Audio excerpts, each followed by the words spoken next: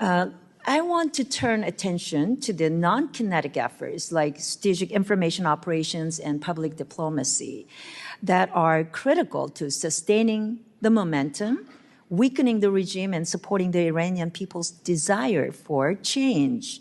So can you talk about how the R family tailored and disseminated messaging to the Iranian people over the past several months, from the start of the December 2025 protests through the current military operation? Absolutely. Thank you so much, Congresswoman. This is very important for us, and I'll talk about what I can talk about in this setting, and we could arrange other briefings for other material. So we have facilitated internet freedom efforts in closed societies, including Iran, all year. The VPN efforts, I think, are a matter of public record, and we continue to engage in those and others.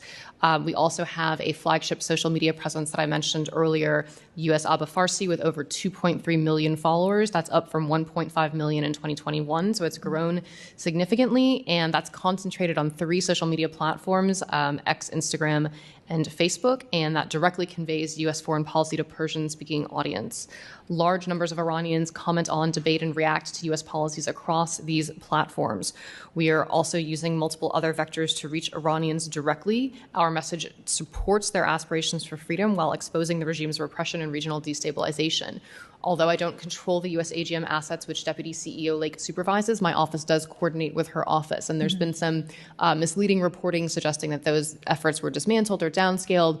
We're very committed. Our Kuwait tower was briefly compromised, but we fixed that, and we're very committed to getting messaging into Iran. Thank you. Can you? I know you talked about a lot of that. I wanted to ask you about how the R family has taken to debunk the Iranian regime's disinformation and to advance the America's commitment to internet freedom. You're touching on those, but I want you to go into a little more specific, maybe using examples to, the internet freedom, anti-censorship tools, and the Iranian people's right to free expression. And then you mentioned coordinating with other U.S.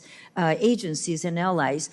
Talk about specifically on how you're aligning those messages to counter the regime's anti-U.S. narratives. Of course, Congresswoman. So when we coordinate with other agencies, that includes AGM, which includes the Open Technology Fund, and we've provided direct support for censorship circumvention technology in Iran, and that's something we continue to coordinate closely on.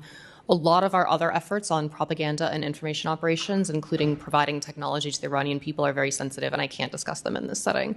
In terms of the broader information war, since the start of the conflict, because the situation is so fluid and so complicated, messaging has been very centralized. But leading up to this, digital freedom has been a core priority of my office, and we've invested in. I think one difference versus prior administrations is we don't only direct our digital freedom efforts at closed societies, but we care a lot about closed societies. So we're investing in technologies to make free internet available to everyone, everywhere, and that would impactfully include Iran.